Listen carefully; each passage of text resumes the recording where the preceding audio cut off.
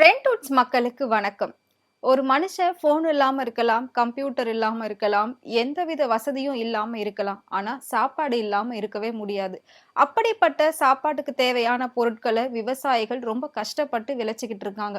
So, அந்த விளைச்சல நாம எப்படி பண்ணணும் அப்படின்றதுக்கு ஒரு சின்ன டிப்ஸ் தான் இந்த வீடியோல நாம பார்க்க போறோம். பொதுவா இப்போ நெறைய பேரு YouTubeல ரொம்ப ட்ரெண்டிங்கா பண்ணிக்கிட்டு இருக்கக்கூடிய ஒரு விஷயம் மாடி தோட்டம். மாடியிலேயே எல்லா காய்கறி செடிகளையும் வந்து வச்சு வளர்த்துக்கிட்டு இருக்காங்க.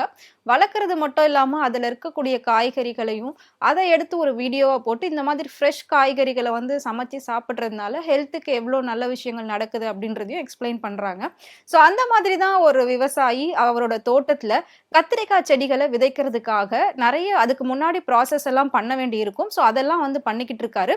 ஸோ அந்த மாதிரி ஒரு டிப்ஸை தான் இப்போ நாம பார்க்க போறோம். அவரு ஃபர்ஸ்ட் கத்திரிக்காய் செடி நட போறாரு. அதுக்கான இடத்தை சூஸ் பண்ணி அங்க சின்ன சின்ன குழிகளை வெட்டுறாரு. சின்ன சின்ன குழிகளை வெட்டினது மட்டும் இல்லாம அதுல பாத்தீங்கன்னா வித்தியாசமா ஒரு ஒரு கோழி முட்டைய வந்து எடுத்துட்டு போயிட்டு போடுறாரு. எதுக்காக கோழி முட்டைய போடணும் அப்படின்னா, அது வந்து சாதாரண கோழி முட்டை கிடையாது. ஒரிஜினல் நாட்டு கோழி முட்டை. அந்த ஒரிஜினல் நாட்டு கோழி முட்டைய சேறு தண்ணியில நனைச்சி ஒவ்வொரு குழியிலையும் கொண்டு போயிட்டு வைக்கிறாரு. நம்ம அதை முழுசாதான் வைக்கணும். வைக்கும் போதே உடைக்க கூடாது. சோ அவர் லேசா ஒரு ஒரு தட்டு தட்டி அந்த முட்டையை உடைச்சு அப்படியே வந்து மண்ணு போட்டு மூடிடுறாரு. இது எதுக்காக அப்படின்னா, செடிகள் நல்லா நார்மலா நல்லா வளர்ந்துகிட்டு வரும்.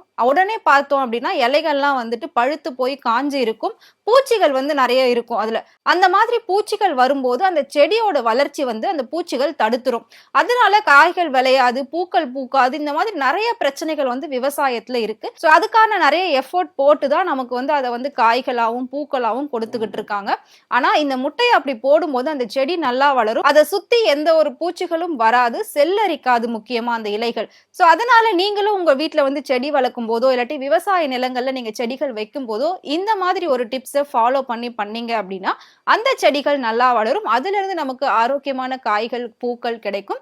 ஸோ இதே மாதிரி நிறைய இன்ஃபர்மேஷன் உங்களுக்கு தெரியணும் அப்படின்னா மறக்காம ஃப்ரெண்ட்வுட்ஸ் சேனலை ஃபாலோ பண்ணிக்கோங்க.